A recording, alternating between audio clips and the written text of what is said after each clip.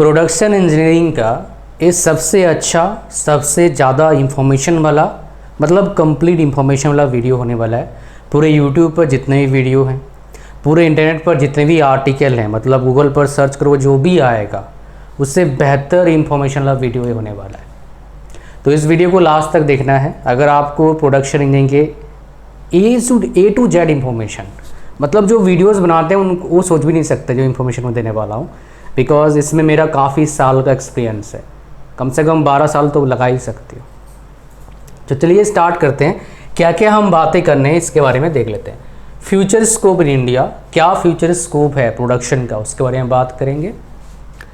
क्या आसान है या डिफ़िकल्ट है, जॉब अपॉर्चुनिटीज़ कहाँ मिलने वाला है, क्या मिलने वाला है, PSUs फॉर जॉब, मतलब कौन कौन से PSUs में वैकेंसी निकलता है। बहुत से को पता भी नहीं होगा प्रोडक्शन का वैकेंसी PSU में निकलता है, बिकॉज कुछ चीज़ें हैं मैं जब आपको दिखाऊंगा तब समझ जाएंगे। एडमिशन प्रोसेस क्या रहेगा, फीस कितना रहता है लगभग टॉप इंस्टीट्यूशन में, MTech करें या MBA करें आफ्टर प्रोडक्शन इंजीनियरिंग, सैलरी क्या रहेगा, सिलेबस क्या है, पैकेज कितना मिलता है। अगर IIT की बात करेंगे, NIT की बात करेंगे, कितना पैकेजेस मिलता है। अगर कोई Tier 3 कॉलेज से पढ़ता है, करना चाहता है, तो मैं तो मना करूँगा मत पढ़ो Tier 3 कॉलेज में। अगर ये ब्रांच मिलता है, आप मैकेनिकल मिल जाएगा, मैकेनिकल ले लो, ठीक है। हो सकता है उधर के टीचर या रिसेप्शन में जो बैठे हैं बोलेंगे बेटा इसमें बहुत ज़्यादा स्कोप है, मैकेनिकल ही तो है, सेम ही है, कोई डिफरेंस नहीं है। झूठ बोल रहा है बंदा जो भी बोल रहा है, सेम नहीं है भाई, डिफरेंस है। बिकॉज ये पढ़ने के बाद आप सिर्फ प्रोडक्शन इंडस्ट्री में जाएंगे, मैकेनिकल पढ़ने के बाद मैकेनिकल ब्रांच से रिलेटेड बात कर रहा हूँ। आप थर्मल में जा सकते हो, आप प्रोडक्शन में जा सकते हो, आप डिज़ाइन में जा सकते हो, प्रोडक्ट डिज़ाइन में जा सकते हो। समझ रहे हैं क्या बोल रहा हूँ। तो उनकी बात नहीं सुनना है, बिकॉज कई बच्चे मेरे को बोलते हैं सर रिसेप्शन में जो थी ना उन्होंने बताई हमको, इसमें कोई डिफरेंस नहीं है। कोई बात नहीं बेटा, 4 साल बाद पता लगेगा डिफरेंस क्या था क्या नहीं था। अभी तो क्या बताऊँ, अब ले चुके हो एडमिशन, अब कुछ हो नहीं सकता, खामोखा आपको क्यों मतलब बोलूँ कुछ बात, ठीक है। तो सबसे पहले अपन बात करेंगे कि भाई इसका फ्यूचर स्कोप क्या होने वाला है। फ्यूचर स्कोप क्या है इस ब्रांच का, तो कुल मिला के मैं बोलूँगा, अगर आप सब लोग कंपैरिजन करते हैं, बाकी ब्रांच से कंपैरिजन करेंगे, 2-3 ब्रांच छोड़ के, 2-3 ब्रांच कौन से, CSC, ECE और इलेक्ट्रिकल, कुछ हद तक मेजरली 2 ब्रांचेस CSC और ECE छोड़ के बाकी ब्रांच के लगभग बराबर का आपको स्कोप मिलेगा। लगभग क्यों बता रहा हूँ, बिकॉज सेम नहीं है, थोड़ा नीचे है, ये कम थोड़ा स्कोप है। बिकॉज इंडस्ट्रीज़ तो हैं इसमें, प्राइवेट जॉब्स में इंडस्ट्रीज़ हैं, बट प्रॉब्लम क्या है, पैसे का प्रॉब्लम है, ग्रोथ का प्रॉब्लम है। उस तरह का ग्रोथ मिलने का थोड़ा चांसेस कम रहता है, जितना ग्रोथ आपको ECE में मिलेगा, जितने ग्रोथ आपको CSC में मिलेगा, जितने ग्रोथ आपको कुछ और इंडस्ट्री में मिलेंगे। बिकॉज ये खाली प्रोडक्शन है, इधर मैन्युफैक्चरिंग की बातें होगी। मैं आपको सिलेबस दिखाऊंगा, आप समझ जाएंगे। कोई अगर NIT में किसी को एडमिशन मिल रहा है, किसी को IIT में प्रोडक्शन इंजीनियरिंग खाली शायद आपको नहीं दिखेगा, आपको दिखेगा production and industrial engineering, production and automation, ऐसे दिख सकता है आपको बाकी कुछ जगह पर भी, बट बराबर ही है, लगभग मिलता जुलता है, उससे बेटर प्रोडक्शन ही है। क्यों आपको बताऊंगा मैं। प्रोडक्शन इंडस्ट्रियल ठीक है, प्रोडक्शन ऑटोमेशन आ जाएगा, दिक्कत है। कहाँ दिक्कत आएगा आपको बताऊंगा जब PSU जॉब्स की बात करेंगे। अगर आपको IIT NIT में मिलता है, कुछ और मिल नहीं रहा है, बड़े इंस्टीट्यूट मिल रहे हैं आपको, मान लो तिरची मिल गया आपको, IIT दिल्ली मिल गया आपको, तो ले लो। अगर आपको कुछ और ऑप्शन अच्छा नहीं मिल रहा है तो बाद में सोचना है आपको MTech करना है कि MBA करना है। बिकॉज इसके साथ अगर जॉब करने जाते हो, कहीं ना कहीं आफ्टर 10 ईयर्स आप थोड़ा सा फंस सकते हैं ग्रोथ को लेके। अभी कुछ नहीं फंसने वाले हो, 5-10 साल तक कोई आपको प्रॉब्लम नहीं आएगा। उसके बाद आपको लगेगा नहीं यार थोड़ा और पढ़ लिया होता तो कहीं और होता। बिकॉज फिर आप कंपैरिजन करेंगे, आपके बैचमेट क्या कर रहे हैं, उनके सैलरी कितना है, उनके बच्चे क्या कर रहे हैं, वो कहाँ घूमने जा रहे हैं, स्विट्ज़रलैंड या फिर उत्तराखंड या फिर यूनाइटेड किंगडम या फिर आपका हमारे एक जगह है अंडमान निकोबार, काफ़ी अच्छा जगह अंडमान निकोबार, घूमने जाओगे मज़ा आ जाएगा। लगेगा कहीं और फॉरेन में आ गए। तो बीचेस काफ़ी सुंदर होते हैं। Are you getting my point? मैं क्या समझाने की कोशिश कर रहा हूँ? Hope so. So future scope क्या है? अच्छे कॉलेज से पढ़ रहे हैं, जॉब लगने का चांसेस हाई है, बट प्रॉब्लम कहीं ना कहीं 10 साल बाद सैलरी का आता है। उस प्रॉब्लम का सलूशन दो यहाँ पर है, ये पहला है और ये दूसरा है। और तीसरा क्या है? सरकारी। सरकारी में जॉब्स कहाँ होता है वो बात करेंगे जब मैं जॉब अपॉर्चुनिटीज़ की बात करूँगा। बहुत सारे स्टूडेंट्स या पेरेंट्स परेशान रहते हैं। क्यों? बिकॉज कहीं ना कहीं उनको लगता है यार जो सोच रहा हूँ कुछ गड़बड़ तो नहीं है, फ्यूचर में आने वाले टाइम में इस फील्ड का बेड़ागर्क तो नहीं हो जाएगा ना। बिकॉज सबको इतना नॉलेज नहीं होता है कि इस फील्ड में कितना स्कोप मिलता है। एंड रिजल्ट में पता लगता है भाई ये तो हम फंस गए, उस रास्ते पे चले होते कहीं पहुंच गए होते। तो रास्ता अच्छा बता सकता हूं मैं आपको, ऐसे आपको वीडियोस देख के बता रहा हूं भाई क्या करना चाहिए, बट एक पर्सनलाइज्ड कस्टमाइज नहीं है। कस्टमाइज गाइडेंस के लिए आपको आना होगा मेरा प्राइवेट सेशन में, online careers counselling session 1-to-1। इसको जरूर लीजिएगा, बहुत अफोर्डेबल प्राइस में है, सिर्फ 999 रुपीज़ में है। इसका लिंक इस वीडियो के डिस्क्रिप्शन में है। इसका जो स्लॉट होता है बुक करने के लिए, तो लिंक डिस्क्रिप्शन जाइए, इसको लीजिए आप। इसके साथ मैं आपको 2500 कोर्सेज फ्री देता हूँ काउंसलिंग के साथ, 12 कोर्सेज। जैसे इंग्लिश स्पीकिंग कोर्सेज, उसमें 2 और चीज़ बहुत इंपॉर्टेंट चीज़ इंक्लूड है। मार्क्स कैसे अच्छे आते हैं, आपने देखा होगा कुछ बच्चे पढ़ते नहीं अच्छे मार्क्स आते हैं, कुछ पढ़ पढ़ के अपना दिमाग ख़राब करते रहते हैं। मतलब क्या है, गर्म करते दिमाग पढ़ पढ़ के फिर मार्क्स अच्छे नहीं आते। तो उसमें कुछ चीज़ें हैं जो मैंने बता रखा है, प्लस कैसे पढ़ाई करना चाहिए, टाइम कैसे मैनेज होगा उसको बता रखा है। इसमें और भी कोर्सेज हैं, C है, C++ है, ऑनलाइन टीचिंग टूल्स है, ग्राफिक डिज़ाइनिंग है, ब्लॉगिंग है, यूट्यूब है, और भी कई सारे कोर्सेज हैं जो फ्री ऑफ कॉस्ट आपको मिलता है। तो मौके का फ़ायदा उठाओ, ये सब दिन नहीं मिलेगा भाई, और जल्दी से काउंसलिंग सेशन बुक करिए और अपने कस्टमाइज पाथ पता करिए कौन सा बढ़िया हो सकता है। चलिए आगे बढ़ते हैं हमारे इसमें। नेक्स्ट क्वेश्चन आपके सामने आता है, सर ये आसान है या डिफ़िकल्ट है? अब आसान डिफ़िकल्ट की बात करेंगे अब कंपैरिजन करेंगे बाकी ब्रांचेस से। तो मैकेनिकल से ये आसान ब्रांच है, इलेक्ट्रिकल से भी आसान ब्रांच है, सिविल से भी आसान ब्रांच है, CSC से भी आसान ब्रांच है। क्यों? बिकॉज इसमें बहुत ज़्यादा आपका तामझाम नहीं है, बहुत ज़्यादा उटपटांग चीज़ें नहीं है, थोड़ा सा आसान ब्रांच है अगर बात करूँगा तो।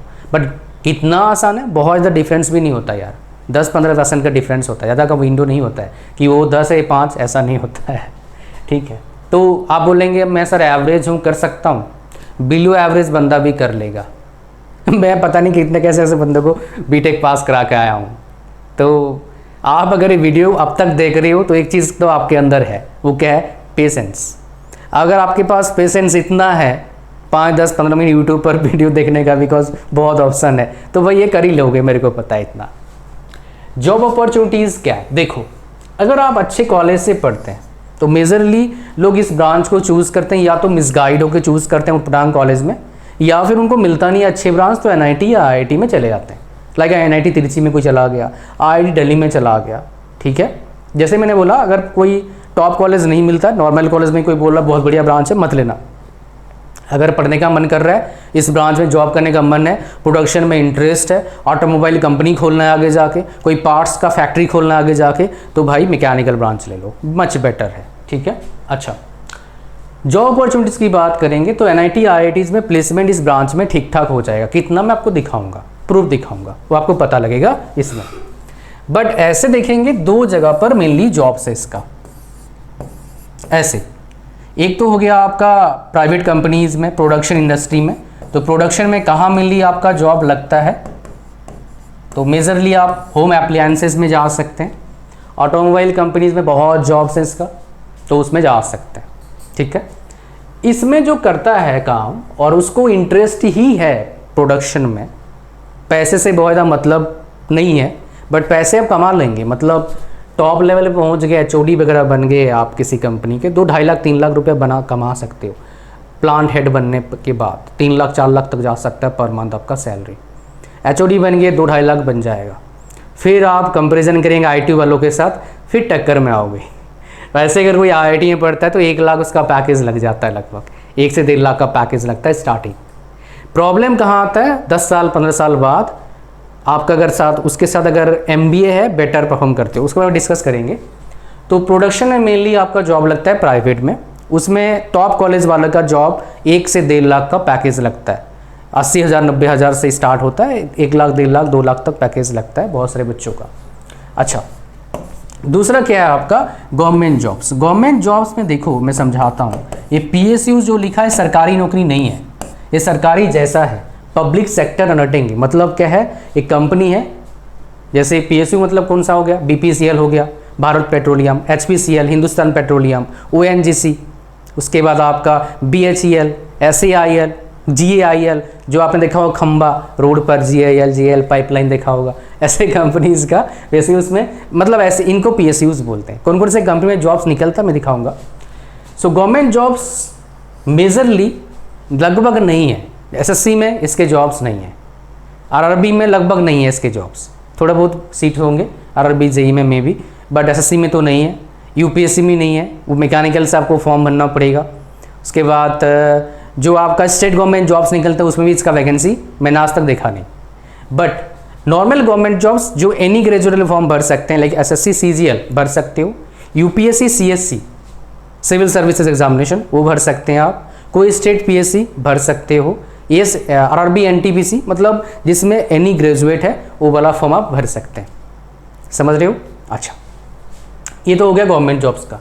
अब PSUs जॉब्स की बात करते हैं। अगर किसी बंदे को सरकारी नौकरी का मज़े लेना है और प्राइवेट जितना पैसे कमाना है तो भाई ये PSUs है। इसमें आपका वो नहीं होता है, पेंशन नहीं होता है, पैसे में लेकिन भर भर के मिलता है। इसका एवरेज पैकेज PSUs 3 भाग में मेनली बांटा गया है, महारत्ना, नवरत्ना, मिनी रत्ना, और भी है छोटे मोटे होंगे उसमें, लेकिन 3 मेनली हम देखते हैं हमारे नज़र में, मेरे नज़र में देखता हूँ 3।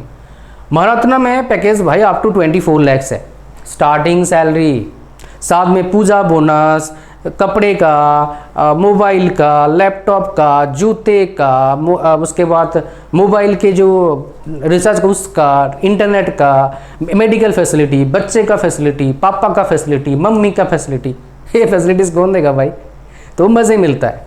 तो कौन कौन से PSUs में इनके हायरिंग होता है उसके बारे में देखते हैं। और जैसे मैंने आपको बोला ये वीडियो ऐसे वीडियो होने वाला है, प्रोडक्शन का कोई भी वीडियो नेट पर देखो उससे ज़्यादा बेहतर नॉलेजेबल वीडियो होने वाला है, जैसे मैं आपको बताया। हालांकि हर ब्रांच का ऐसा वीडियो आएगा, नेक्स्ट कौन ब्रांच से चाहते हो नीचे कमेंट करो, बना के दूंगा।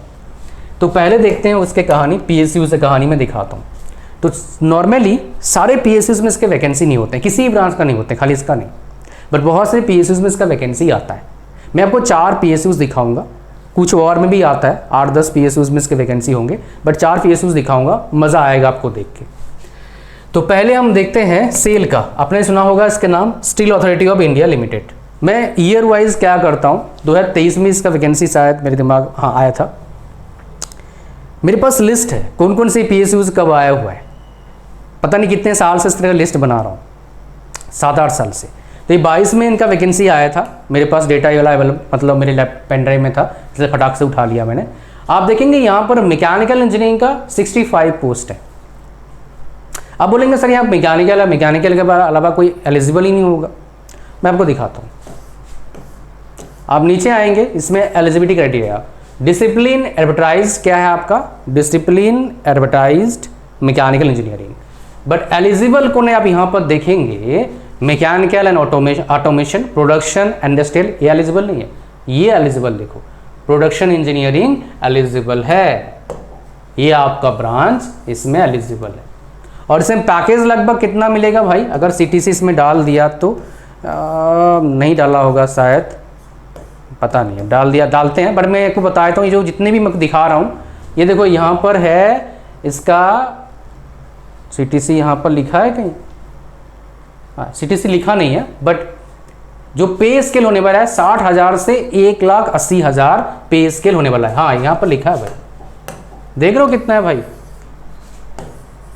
16 लाख। और जो फैसिलिटीज़ आपको बोला वो तो अलग, वो फैसिलिटीज़ भाई भूल ही जा किसी और कंपनी में मिले, सरकारी में इतने फैसिलिटीज़ नहीं मिलते हैं, बहुत से ऐसे फैसिलिटीज़ दे देते हैं, बिकॉज सरकारी में कई मेरे नॉन जॉब्स करते हैं, उनको तो ना ये फैसिलिटी मिलता है, मेडिकल का फैसिलिटी। अच्छा, ये हो गया आपका पहला। मैं आपको एक एक करके दिखाऊंगा। 16 लाख का CTC है, देख रहे हो। और NIT में कितना पैकेज मिलता है वो दिखाऊंगा। मजे की बात क्या है, जो IIT से पढ़ते हैं, NIT से पढ़ते हैं, इस तरह का PSU में जॉब के लिए उनको गेट देने का जरूरत नहीं पड़ता है। बहुत सारे का ऑन कैंपस प्लेसमेंट हो जाता है। जैसे प्राइवेट जॉब्स लगता है कॉलेजेस में, कंपनी आती है, वैसे ही कंपनी जाएगी आपके कैंपस में, उधर अपना प्रोसेस करेगी। 3-4 स्टेप होता है, छोटा सा एक रिटन टेस्ट होगा, इंटरव्यू होगा, क्या उसको बोलते हैं, पर्सनल इंटरव्यू होगा, फिर काम हो गया आपका, जॉब लग गया। टेक्निकल, पर्सनल इंटरव्यू और टेस्ट होता है पहले, जॉब लग गया। Medical test, job, simple. हाँ, यहाँ पर एक बात बताना चाहूँगा, मेडिकल टेस्ट मेरे को सुन मिला भाई, इस ब्रांच को जो लेना चाहते हो और उनका टारगेट है PSU, ऐसे 16 लाख पैकेज के लिए। अभी 16 लाख है भाई, आप जब तक पास आउट करेंगे हो सकता है ये बढ़ेगा। हर साल एवरेज में देखता हूँ 50,000 1 लाख बढ़ता है इनका CTC। बिकॉज जो आपको बता रहा हूँ हाईएस्ट CTC पे करते हैं इंडिया में ONGC एंड पावर ग्रिड, उसमें वैकेंसी कम होता है डेफिनेटली, बट वो हाईएस्ट CTC कितना 24 लाख पे करते हैं। उनका CTC मैंने स्टार्ट किया देखना कितना 17 लाख से 2014 में के आसपास। अब कितना हो गया भाई साहब, 8 साल में 5 लाख बढ़ा दिए, 50,000 से 1 लाख हर साल बढ़ता है इनका। समझ रहे हैं क्या बोल रहा हूँ मैं। और सैलरी बोनस काफ़ी अच्छा मिलता है। मेरे कुछ नोन PSUs में जॉब करते हैं, मेरा रूममेट PSU में जॉब करता है, नाम नहीं बताऊँगा। मेरे कई साथी PSU में जॉब करते थे, छोड़ दिए। मेरे बहुत सारे कंसल्ट का वैसे करने आता हूँ, PSU में जॉब कर रहे हैं, कुछ कर रहे थे, कुछ छोड़ चुके हैं, कुछ अभी भी कर रहे हैं। वो आते हैं डिफरेंट क्वेरीज़ को लेके, अपने प्रॉब्लम को लेके मेरे पास आते हैं डिस्कस करने के लिए। तो इसलिए मेरे को इसके में अच्छे से पता है क्या क्या फैसिलिटीज़ मिलता है। अच्छा, नेक्स्ट हम बात करेंगे GAIL के बारे में। आप रोड में अगर पैदल चलते हैं देखते होंगे इनके खंबा, GAIL पाइपलाइन, ठीक है, गेल। अच्छा, ओके, सो इनमें देखेंगे आप, इसमें एग्जीक्यूटिव ट्रेनिंग का पोस्ट निकला था। ब्रांच क्या है, मैकेनिकल। आप देखेंगे फिर बोलेंगे मैकेनिकल है, चलो भाई हम तो एलिजिबल नहीं है। लेकिन मैकेनिकल में एलिजिबल कौन है, देखो मैकेनिकल है, प्रोडक्शन एलिजिबल है, प्रोडक्शन एंड इंडस्ट्रियल ये IIT दिल्ली वाले ऑफर करते हैं, एलिजिबल है वो। और प्रोडक्शन एंड मैन्युफैक्चरिंग ये भी कुछ IIT में देते हैं। और मैकेनिकल ऑटोमेशन मिनिमम 65% मार्क्स से ये एलिजिबल है। ये सारे PSUs में 14 से 16 लाख का आपको क्या मिलेगा, CTC मिलेगा। ये हो गया आपका। फिर हम देखेंगे नालको, ये एल्यूमिनियम फैक्ट्री वाला कहानी है। इसका नालको भुवनेश्वर में इसका भवन है, बट इसका फैक्ट्री एक नालको में मेरे एक हमारे साथी का हुआ था, बट मेडिकल में हो नहीं पाया, इसलिए वो मेडिकल में रिजेक्ट हो गया, उनका सिलेक्शन हो गया था। अभी वो ISC बैंगलोर में MTech कर चुके हैं। इस बार उनका पैकेज लगाया ISC बैंगलोर में 25 लाख का बेसिक पे है, 3 लाख बोनस, 28 लाख का उनको पैकेज लगा है। CSC से उन्होंने CSC AI में उन्होंने MTech किया है, ठीक है, अभी जस्ट पास आउट हो गए इस बार। ओके, सो नालको में अगर देखेंगे मैकेनिकल वैकेंसी कितना है, 58 है। अब देखो यहाँ पर कौन कौन से ब्रांचेस एलिजिबल हैं। मैकेनिकल में प्रोडक्शन वाला एलिजिबल है, देख लो यहाँ प्रोडक्शन का बहुत काम है, ठीक है। अच्छा, नालको ऐसे ही बहुत सारे PSUs हैं, मैं आपको 4 दिखा रहा हूँ। एक हो गया NHPC हाइड्रो वाला, ठीक है। तो यहाँ पर देखेंगे सिविल मैकेनिकल में देखें कौन सा ब्रांच एलिजिबल है, यहाँ पर तो पता लग नहीं रहा है, लेकिन यहाँ पर नहीं देखें mechanical discipline includes mechanical, production, thermal, mechanical automation, ये ब्रांचेस एलिजिबल हैं। समझ रहे हैं। तो NHPC में एलिजिबल है, इसका भी आपका CTC आता है 16 लाख के आसपास, अगर मैं सही से याद, सबका ये CTC 12, 14, 15, 16, 18 के आसपास इनका पैकेज लगता है। अगर यहाँ पर CTC इन्होंने डाल दिया है तो डालते तो हैं CTC, बट जब इतना बड़ा स्क्रीन होता है ना भाई, तो वहाँ हाँ ये 15 लाख का देखो CTC है, यहाँ पर दिक्कत आया था थोड़ा सा। 15 लाख का CTC ये ऑफर करते हैं, तो आप समझ गए। अच्छा, ये हो गया आपका PSUs का जॉब्स का कुछ सिनारियो में आपको दे रहा था। ओके, यहाँ तक हमने 4 बातें डिस्कस कर लिया। अब एडमिशन प्रोसेस मोस्ट प्रोबेबली बहुत सारे को पता है, मैं आपको बता देता हूँ। अगर IIT में लेना है तो JEE एडवांस से आपको मिलेगा, NIT में लेना है, और कुछ IIITs में 2-3 IIITs में मिलता है मैकेनिकल से रिलेटेड ब्रांच में, तब आपको JEE मेन से मिलेगा। GFTIs में मतलब गवर्नमेंट फंडेड टेक्निकल इंस्टीट्यूट, उधर भी आपको किससे मिलेगा, आपका JEE मेन से एडमिशन मिलेगा। और एक CFTI होता है, सेंट्रल फंड टेक्निकल इंस्टीट्यूट होता है वो, लेकिन एमटेक में उसको कंसिडर करते हैं, लेकिन चलो उसमें CUT से इनका एडमिशन मिलता है। बहुत सारे कॉलेजेस में गवर्नमेंट, स्टेट गवर्नमेंट उनका एंट्रेंस होता है, उससे एडमिशन मिलता है। बट स्टेट गवर्नमेंट मतलब अगर आप प्रोडक्शन में लेना चाहते हो टॉप कॉलेज से मिल रहा है, IITs NITs में, या कोई बहुत बड़ा कॉलेज है लाइक यादवपुर यूनिवर्सिटी, तब ले सकते हैं। अदरवाइज आप मैकेनिकल चूज़ करना, इससे थोड़ा बेटर आपको अपॉर्चुनिटीज़ मिल जाएगा बहुत जगह, ठीक है। अच्छा, फीस कितना लगता है? IIT से पढ़ेंगे 10 लाख के आसपास, NIT से पढ़ेंगे 6 लाख के आसपास, 1-2 लाख का इधर होगा, बिकॉज हर IIT का अलग फीस स्ट्रक्चर है, हर NIT का अलग फीस स्ट्रक्चर है, सेम नहीं होता है। State government college Jadavpur University से पढ़ोगे 10,000 में हो जाएगा पूरा बीटेक, ठीक है, और सब 2,400 रुपये फीस लगता है। ऐसे कॉलेजेस बहुत सारे होना चाहिए इंडिया में। चलो अब बात करते हैं, ये तो यहाँ तक आ गया, ये तो फास्ट फॉरवर्ड कर दिया हमने। एमटेक करना चाहिए, MBA करना चाहिए? एमटेक मत करना, बिकॉज प्रोडक्शन इंजीनियरिंग का एमटेक होता है। आप ऑलरेडी बीटेक में प्रोडक्शन इंजीनियरिंग कर चुके हो, आप एमटेक में क्या करोगे जाके? वहाँ पर वही चीज़ घुमा फिरा के पढ़ाएंगे आपको, अगर एमटेक में मतलब प्रोडक्शन एमटेक में करोगे तो। और कुछ खास बहुत बेनिफिट मिलने वाला नहीं है, क्योंकि इसमें बहुत सारा इनोवेशन नहीं होने वाला है। हाँ, ऑटोमेशन फील्ड में बहुत अच्छा हो सकता है, और रोबोटिक्स वगैरह और आ रहे हैं, उसमें काफ़ी पैसा भी है। बिकॉज ऑटोमेशन मतलब क्या है? मेन पावर को कम जो करता है। आम भाषा में अगर आप बात करेंगे, CSC में AI है, ऑटोमेशन आ रहा है, ऑटोमेशन टेस्टिंग आ चुका है CSC में। एक टेस्टिंग होता है डिपार्टमेंट, सॉफ्टवेयर टेस्टिंग उसको बोलते हैं, उसमें ऑटोमेशन आ चुका है। सेलेनियम, उसके बाद पाई एक्सप्रेस ना क्या बोलते हैं, पाइथन से भी करते हैं कुछ लोग थोड़ा बहुत उसमें, जितना अगर मैं रिकॉल कर, सेलेनियम काफ़ी लोग यूज़ करते हैं उसमें ऑटोमेशन में। तो इसमें बेटर क्या है? MBA करना है। अब प्रिपरेशन क्या चालू करोगे दोस्त? अगर IIT NIT जाओगे तो ये आपको पता लग जाएगा धीरे धीरे करके, अगर आपका ग्रुप ठीक ठाक हुआ तो। मोस्ट प्रोबेबली ठीक ठाक ही होगा। तो अगर आप MBA टारगेट कर रहे हो, देखो IIT वाले ना और NIT वाले इन जनरल टारगेट करते हैं MBA करना IIM से, वो MTech करना बहुत कम लोग टारगेट करते हैं। जो नॉर्मल कॉलेज से पढ़ते हैं वो MTech टारगेट करते हैं IIT में। ऐसा क्यों भाई? What is the reason behind it? Reason यही है, MTech का प्लेसमेंट बहुत अच्छा नहीं होता है IIT में एज कम्पेयर टू BTech। तो अगर उसको जॉब लेना ही है तो भाई IIM जाएगा, ज़्यादा बेटर पैकेज मिलेगा। मैं आपको मज़े के बताऊँ आपको बात, इस बार आपने सुना होगा IIT का प्लेसमेंट बहुत अच्छा नहीं है, NIT का छोड़ दो। बहुत सारे कोई भी IIT वाला ने अब तक अपना प्लेसमेंट स्टैटिस्टिक्स बताया ही नहीं 2024 का। मज़े की बात ये है, लास्ट ईयर अप्रैल में आ गया था बहुत सारे कॉलेज का, इस बार मई हो गया, किसी का भी नहीं आया है। 1-2 कॉलेज का है, वो भी IIIT का है। NIT के भी मैं देखा नहीं, आएगा बनाऊंगा वीडियो, आया नहीं, कहाँ से बनाऊँ। लेकिन IIM का पैकेज काफ़ी अच्छा गया आपकी बार, बहुत सारे कॉलेजेस का मैं देख रहा हूँ न्यूज़ पर आ रहा है। तो इसीलिए IIT वाले IIM प्रेफर करते हैं। तो NIT में जा रहे हो, IIT में जा रहे हो प्रोडक्शन में, या बड़े कॉलेज में जा रहे हो प्रोडक्शन में, स्टेट गवर्नमेंट बड़ी कॉलेज जैसे COEP हो गया, COEP हो गया आपका, IP Indraprastha university main campus हो गया आपका, DTU हो गया आपका, NSUT हो गया आपका, ये बड़े कॉलेज हैं भाई। इनसे अगर आप, जैसे आपका OUTR है उड़ीसा में, VSSUT उड़ीसा में, एक अच्छे कॉलेज हैं, ख़राब कॉलेज नहीं है। अन्ना यूनिवर्सिटी हो गया आपका, ये अच्छे कॉलेज हैं।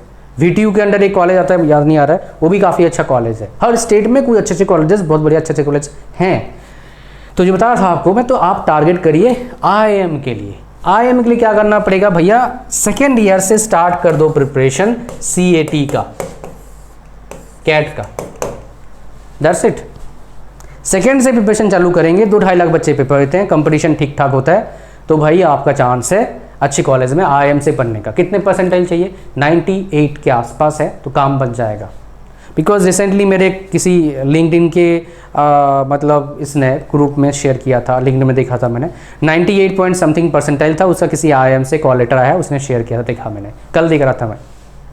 अच्छा, सैलरी कितना मिलता है वो भाई यहाँ से पता लगेगा, और सिलेबस क्या है फिर आपको बताऊँगा। लंबा वीडियो होगा, मैंने आपको बताया था। मोस्ट प्रोबेबली आप इस वीडियो को देख रहे हैं कितने टाइम से, अगर मैं यहाँ पर, अरे खुलता क्यों नहीं है ये, कितने हो गया भाई साहब? 11:33 हो गया ना, 1 मिनट, रात में वीडियो बना रहा हूँ, 11:23 हुआ है, तो लगभग आपका 25 मिनट के आसपास वीडियो हो गया होगा मोस्ट प्रोबेबली, ठीक है। लेकिन अभी और 10-12 मिनट जाएगा वीडियो। तो पहले देखते हैं IITs का। मैं आपको बता दूं, मेरे पास बहुत अच्छा डेटा नहीं है इस ब्रांच को लेके, लेकिन मैं आपको बता सकता हूँ कितना पैकेज आता है। 14-15 के आसपास पैकेज जाएगा, एवरेज पैकेज। हाईएस्ट पैकेज कितना जाएगा, 30-40 तक जाएगा इस डिपार्टमेंट का। लेकिन मैं एनआईटी से मेरे पास डेटा है, तो कंपेंसेशन के लिए 2 एनआईटीज़ का आपको डेटा दिखाऊंगा, एक एनआईटी कैलिकट का और एक एनआईटी कुरुक्षेत्र का। तो एनआईटी कुरुक्षेत्र का पहले डेटा निकालते हैं। ये है भाई NIT Kurukshetra placement statistics 2022-23। Production engineering last में मैं थोड़ा एनोटेशन करता हूँ ताकि आपके लिए आसान हो जाए। प्रोडक्शन इंजीनियरिंग कितने बालक एलिजिबल थे, 82। कितने बालक का प्लेसमेंट हुआ, 55। कितने प्लेसमेंट हुआ कितना, 55 का, ऑफर से 55 था। Percentage of placement 67%। Range package 4 से 40 लाख और एवरेज पैकेज कितना गया है आपका, 10.5 लाख का एवरेज पैकेज गया है एनआईटी कुरुक्षेत्र का। कितना, ये गौर करना, लगभग 70% बच्चों का जॉब लगा है इस ब्रांच का। ठीक है, आईआईटी में थोड़ा ज़्यादा लगेगा भाई, 80+, कभी कभी 90 भी जा सकता है। एनआईटी कलिकट का दिखाता हूँ मैं आपको, उससे आपको थोड़ा जानकारी मिल जाएगा। और मैं आपको और एक डिपार्टमेंट का दिखाऊंगा, उसका है क्या देखते हैं। ठीक है, उसके बाद हमारे पास क्या आ गया, ये एनआईटी कलिकट का देखेंगे। प्रोडक्शन देखिए, तो 62% प्लेसमेंट हुआ है बच्चों का, 8.44 क्या है आपका एलपीए पैकेज है। छुपाने वाली बात नहीं है, जो हकीकत है वही आपको दिखा रहा हूँ। ये एनआईटी कलिकट है। अगर एनआईटी तिरची का मुझे कुछ मिलता है मैं आपको दिखा देता हूँ। एनआईटी तिरची, एनआईटी तिरची का कुछ अगर मिलता है तो मैं आपको दिखा दूंगा। अगर खुल गया तो दिखा दूंगा, नहीं खुला तो दिखाऊं कैसे मैं, बिकॉज कभी कभी क्या होता है इसमें, ये जो है ये बेसिक ब्राउज़र है। ठीक है, तो हमें पीसी में जाके दिखाना पड़ता है आपको। प्लेसमेंट यहाँ पर है, तो बेसिक ब्राउज़र में कुछ कुछ वेबसाइट खुलते नहीं है, बट कुछ कुछ वेबसाइट डेफिनेटली खुल जाते हैं, जैसे ये वाला तो खुल गया भाई। ठीक है, तो मैं आपको दिखा देता हूँ। यहाँ पर ये है प्लेसमेंट परसेंटेज प्रोडक्शन। यहाँ पर देखिए 22 में कितने % बच्चों का जॉब लगा है, ये प्रोडक्शन है। फॉर योर ईज एनोटेशन कर देता हूँ, एनोटेशन क्यों नहीं हो रहा है यार। हाँ, ये देखो ईयर वाइज प्लेसमेंट एनआईटी तिरची में 86% बच्चों का जॉब लगा है। और कंपैरिजन करोगे तो आप 86% काफ़ी अच्छा होता है। आप सिविल में देखेंगे 80% है, तो सिविल से ज़्यादा % बच्चों का जॉब लगा है प्रोडक्शन में। ठीक है, तो काफ़ी अच्छा पैकेज भी लगता है कुछ बच्चों का। जैसे 40 लाख हाईएस्ट पैकेज आपको बताया था, वीडियो दिखाने से पहले बता दिया कितना पैकेज हाईएस्ट पैकेज आता है। कभी कभी 50 लाख भी जा सकता है हाईएस्ट पैकेज है। लेकिन वो ये कहानी आपको समझ में आ रहा है क्या बोला मैंने। ओके, नेक्स्ट हमारे पास क्या आता है, ये हो गया हमारे पास सिलेबस आ गया। सिलेबस दिखाएंगे आपको, ये आपको समझ में आ गया पैकेज क्या है। अभी दिखाया 40 लाख हाईएस्ट पैकेज है, बट उसका तो हम क्या करेंगे, सिलेबस ब्रांच में चलता हूँ मैं। ब्रांच कहाँ है ब्रांच, हाँ ये ब्रांच है प्रोडक्शन सिलेबस। ये सिलेबस है, ये सिलेबस दिखा रहा हूँ आपको एनआईटी कैलिकट का। ठीक है, तो चलिए स्टार्ट करते हैं। सिलेबस सेमेस्टर वाइज थोड़ा डिस्कस करेंगे। ये तो इलेक्टिव वगैरह है, इसके बारे में बात करेंगे आपको। हाँ,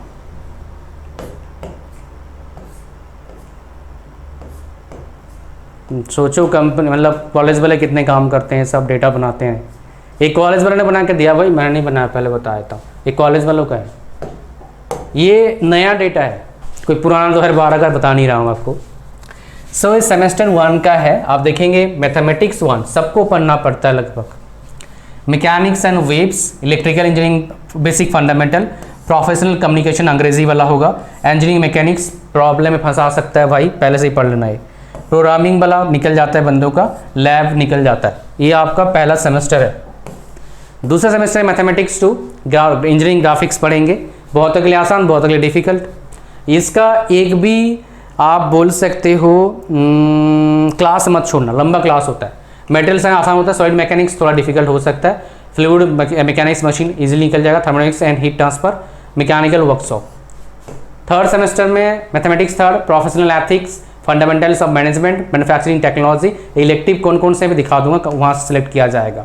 mathematics 4, metrology, computer inspection, design of machine elements, production management, entrepreneurship, elective 2 strength of material lab, बाकी लैब और एक। 5th सेमेस्टर में subtractive and additive manufacturing process, industrial engineering, quantitative techniques for management, elective में से 1 2 3 select किया जाएगा, मैं बता दूंगा। फिर लैब्स आता है आपका।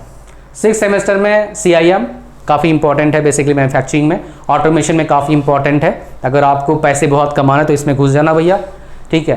HM इसमें इलेक्टिव है, ओपन इलेक्टिव है, दिखा दूंगा कौन कौन से इलेक्टिव कोर्सेस हैं, बहुत सारे होते हैं, मैं सिलेक्ट किया था। जनरली HOD सिलेक्ट करके देते हैं, भैया ये पढ़ लो, बढ़िया है। अच्छा, उसके बाद इलेक्टिव सारे हैं। समर इंटर्नशिप होता है 7th में। 8th में आपका प्रोजेक्ट हो गया, 2 प्रोग्राम हो जाएगा, फिर एक्टिविटी होगा। ये मेनली आपका कोर्सेस है। अब मैं आपको दिखाता हूँ इलेक्टिव वगैरह कोर्सेस। अच्छा, ये जो इलेक्टिव वगैरह थे, ओपन इलेक्टिव जितने भी थे सारे दिखाए तो मैं आपको। ये आप देखेंगे 80 कहाँ गया, हाँ, ये मैकेनिक्स एंड मशीन डिज़ाइन का चीज़ें हैं, रिलेटेड चीज़ें हैं, बट ये इलेक्टिव वाले हैं। मैं आपको दिखाता हूँ जी, सीरियल नंबर जब होता है आपका, हाँ, ये देखेंगे लिस्ट ऑफ इलेक्टिव्स, यहाँ से सिलेक्ट किया जाएगा कौन सा आपका कोर्स करेंगे। ये पूरा लिस्ट है, आप बाद में देख सकते हो, कोई दिक्कत की बात नहीं है। उसके बाद आपका आता है 20 21। अच्छा, ये प्रोग्राम का कोर हो गया। कोर प्रोग्राम में कुछ चीज़ें यहाँ से भी सिलेक्ट किया जाएगा, बट इलेक्टिव वाला आपको दिखाया था मैंने। और प्रोफेशनल कम्युनिकेशन में ये लिया जाएगा आपका, ठीक है। उसके बाद बेसिक साइंस ड्राइंग में लिया जाएगा आपका। मैथमेटिक्स में ये 1 2 3 4 पढ़ाया जाएगा। तो मेनली वो इलेक्टिव में से सिलेक्ट करेंगे 1 2 3 4, ओपन इलेक्टिव ले लेंगे, एस सिलेक्ट करके आपको पढ़ाया जाएगा, ठीक है जी। तो ये मेनली सिलेबस फॉलो किया जाता है डिफरेंट जगह पर, बट आप कौन से कॉलेज में पढ़ेंगे थोड़ा बहुत डिफरेंस आएगा, बट 90% सिलेबस आपका लगभग सेम होता है, उसमें खास कुछ डिफरेंस नहीं होता है। तो मेनली ये पूरा कहानी था, बता दिया आपको, मतलब बहुत अच्छे से घुमा घुमा के बताया, इधर उधर जा के बताया सब चीज़, ताकि आपको प्रॉपर नॉलेज, प्रॉपर इंफॉर्मेशन इस डिपार्टमेंट का मिल पाए। इतना ही था इस वीडियो में। Thank you very much for watching the video till the end.